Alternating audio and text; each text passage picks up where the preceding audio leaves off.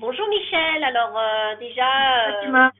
je voulais te remercier déjà pour prendre ton temps justement pour cette interview. J'avais vraiment envie, ça faisait un moment que j'avais envie de le faire et donc Mhm. du coup l'idée m'est venue de justement de commencer à faire des interviews justement, mais vraiment avec des femmes entrepreneurs dont vraiment je suis dans l'admiration tout simplement et puis surtout, ce qui est important pour moi, c'est vraiment l'objectif de cette interview, c'est vraiment d'apporter en fait à d'autres femmes entrepreneurs, plus une nouvelle fenêtre, on va dire, par rapport à l'énergie. Moi, j'accompagne actuellement déjà des femmes justement entrepreneurs à retrouver de l'énergie et leur équilibre par le biais de l'Ayurveda. Mais moi, ce que je trouvais intéressant, c'est justement d'apporter justement une nouvelle perception justement d'une autre femme entrepreneur qui pourrait justement nous partager ses secrets au quotidien de ses routines, qu'est-ce qu'elle fait. Et toi, Michel, je sais donc que tu as plus de 50 ans, tu gères ton travail, ton entreprise. Donc, nous voilà aujourd'hui pour cet entretien. Alors, si tu veux bien te présenter auprès de notre audience. Oui. Alors, je m'appelle Michel Botta, je suis la fondatrice de La Vie en Rose Home. C'est une société que j'ai créée il y a plus d'un an maintenant, en 2017, début 2017. Et je l'ai créée après avoir fait une formation et un coaching avec Delphine Boileau-Terrien, qui nous a appris plein de choses. D'ailleurs, c'est comme ça qu'on s'est connues toutes les deux. J'ai eu un parcours, en tout cas moi, dans l'assistanat, dans l'immobilier, dans la construction, toujours dans la construction, qui m'a amené à la décoration parce que j'ai travaillé très souvent avec des architectes et j'ai appris, et je pense que j'avais également une sensibilité à ça après avoir déménagé plein de fois. Et j'ai appris toutes sortes d'astuces pour se débrouiller, pour faire une jolie décoration, pour que sa famille se sente bien dans un joli appartement, dans une jolie maison. Voilà, donc ça, je l'ai répété, bis répétité plein de fois au cours de mon travail. Je suis revenue aussi en France après un séjour en Angleterre et là, il fallait donc gérer ma maison, gérer l'école de mon fils, etc. C'était un petit peu compliqué. Donc, j'ai la vie en rose home et puis également, je travaille pour une société et je suis développeur foncier. Donc, je recherche des terrains pour des promoteurs immobiliers. Donc c'est deux travails passion, puisque le développement, je l'avais également fait auparavant, et qui prennent beaucoup de temps, qui demandent beaucoup d'organisation. C'est passionnant, mais c'est vrai que c'est important de garder le cap quand on a beaucoup d'activités comme ça, et qu'on est maman, qu'on est femme, voilà. Alors, du coup, vu comment on va dire, ton agenda qui est super chargé, puisque tu as vraiment ces deux grandes activités dans ta vie et ça te prend énormément de temps, est-ce que tu veux Oui. bien justement nous partager tes secrets que tu fais en fait pour comment tu fais vraiment pour retrouver, pour garder ton énergie, maintenir ton équilibre dans cette vie active et cette vie aussi stressante de tous les jours. Alors, écoute, j'aurais presque du mal à dire que c'est des secrets parce que c'est des choses que, à mon avis, on connaît tous grâce aux médias, grâce aux infos, grâce à ce qu'on peut lire de partout. Mais pour parler de moi, alors ici, c'est simplement de dire que j'ai trois pratiques. En gros, c'est la relaxation, l'organisation, mais aussi l'alimentation. Donc, dans la relaxation, j'entends la méditation, la marche, euh, oui, garder la ligne, la barre à terre, pour moi, c'est génial et c'est quelque chose d'extraordinaire parce que ça maintient une posture, etc. Ça fait un peu appel à la danse classique que j'ai fait beaucoup dans ma vie. La méditation que je fais tous les matins et qui demande une concentration ou en tout cas laisser être qui l'on est au moment où l'on est, et puis vivre ce moment-là. Donc pour moi, c'était ça, la découverte de Petit Bambou, et qui m'a permis de rentrer dans la méditation et de la pratiquer le plus régulièrement possible, puisqu'en fait, c'est la régularité qui paye lorsque l'on fait de la méditation. Euh, donc après l'alimentation, ben, c'est mon petit déj parce que le petit déjeuner pour moi, même s'il est composé de choses qui ne sont peut-être pas exactement ce que je devrais faire, mais en tout cas c'est des choses qui sont pas trop sucrées, qui sont nourrissantes et qui m'apportent l'énergie qu'il faut pour le matin. Voilà, donc et puis aussi choisir des aliments de bonne qualité, des aliments bio ou en tout cas de bonne qualité, que je peux acheter au marché dès que je peux. Et puis mon troisième point, alors c'est l'organisation. C'est vraiment de dire je suis obligée avec ces deux métiers passion là, qui sont très très prenants. Je suis obligée d'être vraiment très très organisée, d'avoir mes journées développement, mes journées la vie en rose, et puis 2 demi-journées qui flottent comme ça, qui me permettent justement d'être un peu plus souple pour mes rendez-vous, pour voilà, pour avoir des moments où je peux aussi réfléchir sur ma décoration, la décoration de mes clientes.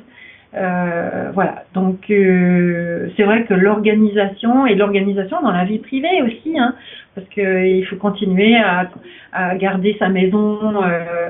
L'importance de ma maison, pour moi c'est vraiment mon cocon, c'est l'endroit où on se sent bien. C'est d'ailleurs ce que je donne à mes clientes, c'est de dire essayons de mettre en avant tout ce que vous avez chez vous pour créer cette belle ambiance et être bien.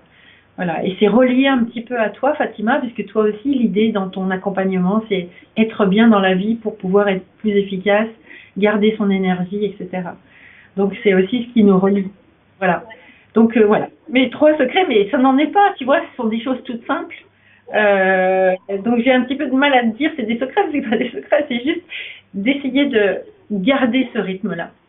D'accord. Donc, si on peut dire, donc tes 3 rituels, c'est donc la méditation, l'alimentation, donc de bien prendre ton petit déjeuner, et puis la troisième chose, c'est l'organisation qui, je pense, qui est quand même assez importante, puisque ça te permet justement de préserver gérer ces deux métiers.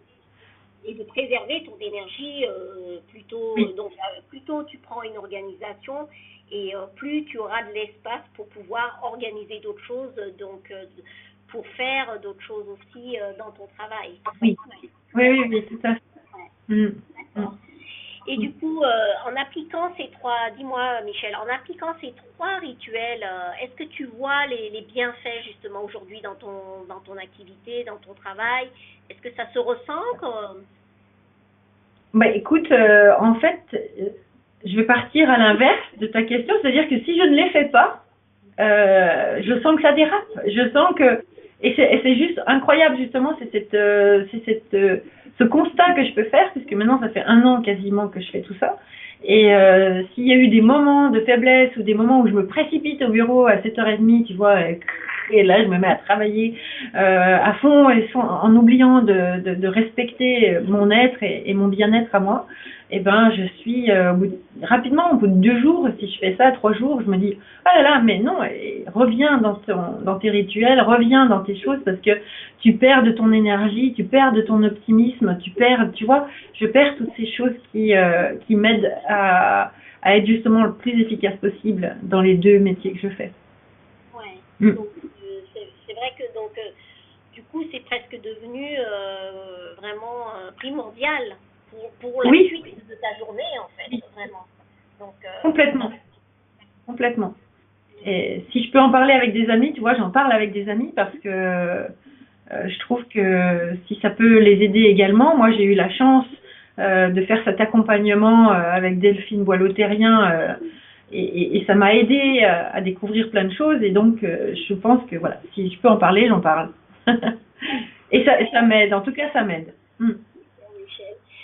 Et du coup, comme tout le monde, tu as dû rencontrer des challenges, des défis justement dans les premiers temps à mettre en place ces rituels. Donc ça n'a pas été facile pour que ça devienne ancré, enfin que ça soit ancré maintenant aujourd'hui, mais pour en arriver là, tu as dû rencontrer quand même pas mal de difficultés, des challenges. Ah oui, oui, c'est vrai. Des sortes de défis, des moments où tu remets tout en question. On connaît bien ça d'ailleurs, hein, Fatima, quand on a fait notre formation, notre coaching, il y avait des moments, allô, au secours. Non, oui, c'est vrai qu'il y a des moments ça va pas du tout et, euh, et on a appris toutes les deux et avec les autres que grâce à la gratitude en fait, hein, c'est tout simple, c'est des choses toutes simples. Euh, c'est de se dire, mais regarde, tu as de la chance, regarde ce que tu as, regarde ce qui est positif, regarde ce que tu as fait de bien aujourd'hui, regarde qui t'entoure. Et grâce à tous ces points-là, eh ben, ça m'aide à me remonter. Bon, c'est vrai que des fois, j'ai besoin, allô, copine. Et heureusement qu'elles sont là aussi, bien sûr. Hein. Mais je pense que ces rituels et le fait, cette gratitude-là aussi, on pourrait la rentrer dans les rituels euh, de dire, Delphine nous disait, hein, tous les soirs, c'est chouette d'écrire ce qu'on a fait de bien. Parce que du coup, on sent, ah oui, c'est vrai, j'ai fait ça, j'ai fait ça, j'ai fait ça, c'est super. Et donc, on s'en rend pas compte des fois, parce qu'on fonce, on rentre à la maison, on fait à manger, voilà, hein, on passe à autre chose et on oublie toutes les choses positives qu'on a fait euh, toute la journée ou dans la semaine. Non, c'est super important. D'ailleurs, tu te souviens, elle nous disait également de faire une gratitude en fin de semaine, des fois, avec la famille, et de se retrouver Donc, en fait, avec... juste pour récapituler, en fait, donc, quand tu as eu des moments de difficulté, des challenges ou des défis, tu t'es rendu compte qu'en appliquant, en mettant en place donc la gratitude, ça t'a vraiment aidé en fait à surpasser en fait ces Ouais. défis, ces challenges, justement pour mettre en place les rituels, les rituels, puisque Ouais. la gratitude nous permet justement d'être dans cet état vibratoire, comme dit Delphine, et donc du coup d'être toujours dans cette énergie positive. Et plus on est dans cette énergie positive, plus on se sent bien. Donc forcément, on a envie de continuer ces rituels et de les appliquer au quotidien. Ah ouais, c'est génial. C'est des choses auxquelles on a du mal, on les imagine pas en ne les sachant pas. On ne fait pas attention. C'est vrai que quand j'étais plus jeune, avec les enfants plus jeunes, j'ai vécu des moments où je fonçais, tu vois, il fallait simplement que je tienne le cap et je fonçais. Donc, bon, voilà. Aujourd'hui, on en est là et les rituels aident. Et c'est des choses toutes simples. Ouais, Mm. c'est ça. Pas très compliqué en fait. Hein. Et Ouais. du coup, Michel, si tu devais donner vraiment un conseil à toutes nos auditrices qui nous écoutent aujourd'hui, peut-être des femmes entrepreneurs qui sont là, qui se disent comment je vais y arriver, je suis trop fatiguée, ça me prend beaucoup d'énergie, cet entrepreneuriat, comment faire, quel conseil tu pourrais donner à toutes ces femmes? Ouais. Mm. Euh, j'aurais tendance à parler d'accompagnement, bien sûr, parce que là, on en a parlé. J'aurais tendance à parler aussi d'optimisme, parce qu'on en a parlé. Mais ouais, c'est vrai que le fait de... Moi, ce que l'accompagnement m'a apporté en plus de ce qu'on vient de dire, c'est une forme d'ouverture d'esprit et une forme d'aller vers les gens, créer du relationnel, rencontrer de nouvelles personnes, les découvrir, parler avec elles. Ça fait du bien ça aussi parce que du coup on se sent moins seul. Euh, non seulement on se sent accompagné, on apprend des choses comme des rituels et bien d'autres choses selon l'accompagnement que l'on choisit, mais en plus on rencontre des gens. Aujourd'hui, le monde ne s'arrête plus à notre village ou à notre ville. Aujourd'hui, il n'y a plus de limites. Regarde, toi tu es en Australie, Virginie elle est dans le New Jersey, Colette en Belgique, enfin Stéphanie, elle est moins loin, mais elle est en France et on est en contact. Et Anne-France, enfin, je veux dire, toutes ces femmes que j'ai rencontrées grâce à l'accompagnement, pour moi, c'est une ouverture d'esprit. Pour moi, c'est primordial. C'est vraiment de dire, de rencontrer des personnes et de faire connaissance. Et grâce à ces personnes, d'avancer et de devenir plus grand, plus fort, garder de l'énergie. Regarde les coups de fil qu'on s'est passés quand ça allait pas ou quand ça va bien, justement. Allô, allô. Est-ce que tu vas bien? Chouette, tu vas bien, etc. Et ça, je trouve que c'est un échange qui garde jeune et au-delà de mon âge, ça me donne envie de faire du peps, tu vois. Dans mon accompagnement, j'ai appris à faire des trucs que j'aurais jamais imaginé que j'aurais fait, des webinaires, des vidéos, tout ce qu'on a appris. Voilà, donc, et aujourd'hui, garder le cap, garder l'organisation, garder la méditation parce que ça donne du cœur. Parce que dans tout ça, s'il n'y avait pas l'amitié, l'amour, ça marche pas. Voilà, c'est aussi un moteur, l'amitié, l'amour, c'est un moteur important. C'est ma note finale, on va dire. Grâce à l'amour qui contient l'amitié ou l'amitié qui contient l'amour, je ne sais pas, mais les deux sont nécessaires. Je pense aussi, ce qui est important aussi, tu vois, ça me fait rappeler, c'est que très souvent aussi dans la vie d'entrepreneur, on n'est pas obligé d'être seul, de le faire seul, ce chemin. Et c'est vrai que tout le long, on rencontre des personnes, soit par un accompagnement, soit par du networking. Mais c'est vrai que l'idée, c'est vraiment de comprendre que il y a plein d'aides en fait qui peuvent arriver et il suffit juste de trouver c'est vrai. Donc je pense que ça c'est important pour toutes les femmes qui nous écoutent aujourd'hui.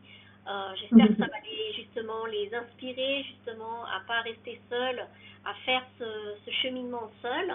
Et surtout de comprendre que justement pour évoluer, on n'évolue pas seul, mais on a besoin d'évoluer avec les autres pour pouvoir offrir aussi un meilleur, un meilleur monde aussi, je pense, une meilleure planète aussi, c'est important. Et donc voilà, c'est vraiment ça que je voulais dire. Donc c'est pas forcément seul, quoi. Ouais. Et puis quel que soit l'âge, allez, on fonce, on y va, on y croit. Ben oui. Regarde ça, regarde. Donc, merci beaucoup, Michel, pour cet entretien. C'était super.